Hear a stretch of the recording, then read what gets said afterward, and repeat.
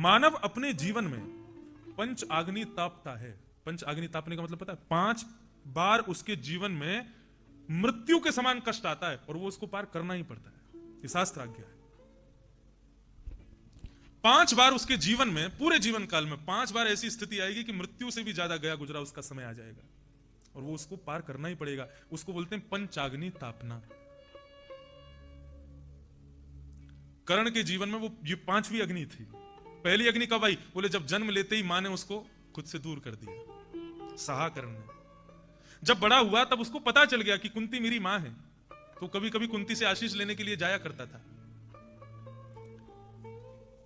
दूसरी अग्नि उसने अपने जीवन में तापी जब द्रौपदी के स्वयंवर में कर्ण गया, और कर्ण इतना पराक्रमी था कि वो केवल मत्स्य भेद नहीं करता, उसके बाण, उसके धनुष से निकला हुआ बाण उस मत्स्य की तो आंख का भेदन करता ही, बल्कि तारामंडल में भी एक मत्स्य है उसका भी भेदन कर देता।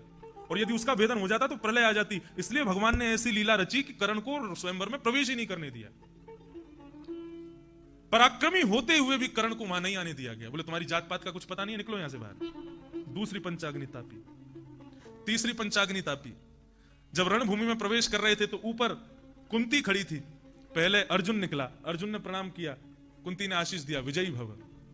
युधिष्ठिर निकला, कुंती ने आशीष दिया, विजयी भव। भीम, नकुल, सहदेव निकले, कुंती ने आशीर्वाद दिया, विजयी भव। पीछे से कर्ण आने लगा। किसी को नहीं पता है कि वो उसकी मां है, केवल कृष्ण को, कर्ण को और कुंती को। ये तीनों ही का हैं और तीनों ही अद्भुत हैं। इनको पता है कि ये माता पिता हैं, माता पुत्र हैं। कर्ण मन में विचार करने लगा, मेरे 4-5 भाइयों को विजयी भव का आशीष दिया, मुझे भी देगी मां।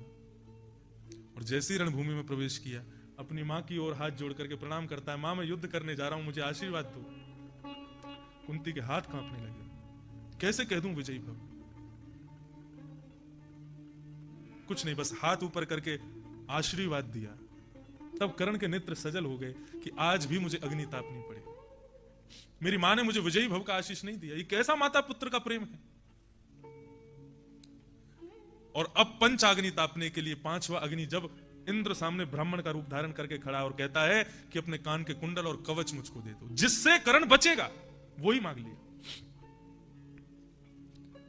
तब सारथी पैर पकड़ लेता कर्ण के, प्रभु आप कवच मत दीजिएगा।